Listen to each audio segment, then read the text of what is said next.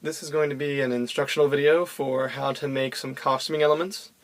Specifically, I am making some satyr horns or goat horns. I took the feral goat look of a kind of ovoid horn that spirals out and away from your head and mixed it with the more traditional ram's horn that curves back and around. I thought that kind of looked a little bit cooler. And I based this off in Instructables on Instructables.com by a girl the name of Dimensions. It's just Dimensions spelled with a Z if you want to check out any of her other Instructables. They're all pretty interesting. All of the equipment that I used, all the supplies that I used, and where you can buy them or where I bought them is going to be listed in the description section of this video. Alright, what I have here is a wireframe that I've built. The horns are going to go on. I took a 2x4 block of wood and I drilled a hole in it here and here, and then I inserted an 1/8 inch metal bar that you can get at Home Depot or Lowe's for about $2. They sell it in the hardware section. And I bent it into a curvilinear shape. Goat's horns are actually really ovoid, or like this, and then they rotate as they go. And so that's why I'm just using these two base pieces, not a triangular one like a ram's horn. And then I wrapped it in, well, I put a twist tie on the end to bring it together. And then I wrapped the two pieces in very thin red wire. And of course it collapsed. So I then put wooden braces in it and hot glued the wooden braces into place. So we now have a strong holding shape. That's exactly the shape that I want.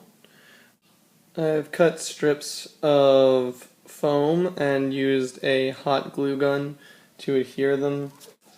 And I used the industrial hot glue gun, which melted the foam a little bit on the later strips so that they sank in to increase the shrinking system. It does work here to use the industrial hot glue, but obviously be very careful. If you put too much on, it can melt through. Now I've tightly bound the entire form in cloth. I used hot glue to adhere it to the base, then once it dried, pulled it tight around the form.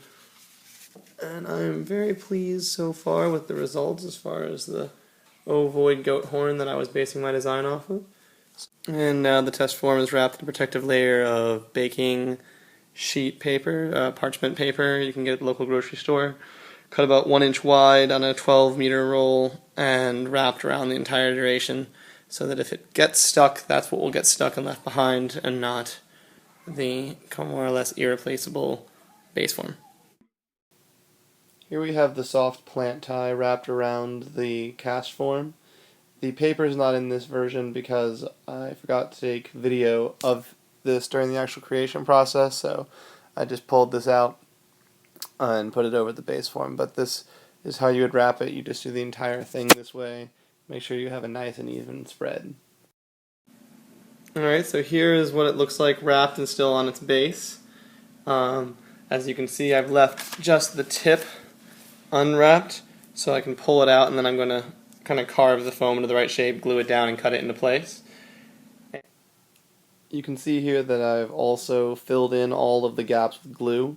So on the tight side it's contiguous, and on the other side there's open spaces. That's fine, it looks good in the finished process. Okay, so I've wrapped the green wire completely around the sculptural form and filled in all the gaps with glue, as you can see here. And then I shimmied it off the base form. Mine ripped in a few places. I might actually suggest even leaving a couple places open unglued for my next set. Still use one contiguous wire because that's what the strength is. Leave a couple of areas unglued so that you can easily slide it off. The form came out more or less unharmed from the inside, as you can see here. This is the cast form. So it looks like I should be able to just plug that right back into its base and make another one or two out of it. So that's very exciting. I might be able to make a whole series of these with relatively little work. Great. The next step is to apply a crepe paper layer, which is going to give structure to the finished horn form. I've done it a lot like paper mache. I use a mix of 2 parts water to 1 part foam glue brushed on with a large brush. Then you lay the crepe paper down, and you brush it out flat and clean with the end of the brush pieces. And then also here you can see that I have wrapped the piece in a remaining extra wire to create the shape that I want. I then wrap the foam around the empty spaces, and then once it dries, I move the wire frame down to the places that are now covered. And now I am drying this piece.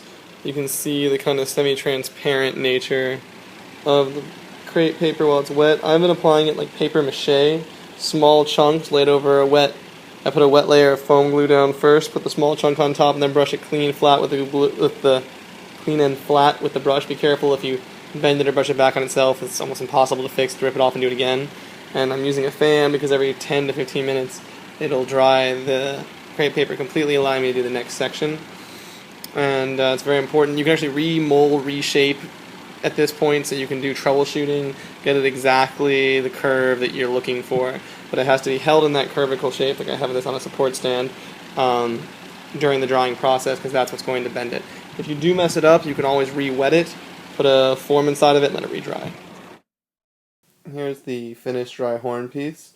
I've done the entire thing in the paper mache, let it dry completely, and I've removed the soft core foam wire wrapping that was holding its shape, and now it holds the shape all on its own. I've done a couple of different layers in places where it seemed weak, and I've done my best to make it nice and strong. It's still hollow inside, still very, very, very light, and so that's about what the finished piece looks like. All that's left is to coat it in plastic and paint it. I hope you've enjoyed my video on how to make your own formed horn structures. And you obviously could use this to make lots of different items, but that's the one that I used. A couple of changes. I left it open on the inside because, as of the original model on the Instructables that I got it from, you can add light strings and make it glow from the inside. Alternatively, there is a sprayable foam called Great Stuff. It's incredibly light. You can buy it at the store, and if you spray it on the inside and fill it all the way out, you're going to make a very, very light version of your horns, but they're going to be much stronger, much more resistant if you're doing anything damaging or dangerous with them. In addition, I'm going to do a separate video on the painting and finishing work, so look for that on my site, or if you're interested in this one, just look for that one. I'll probably, once I get it up, add its link in the comments to this video in case you just find this one. It'll be easier to find that one. Great, thanks. I hope you enjoyed it.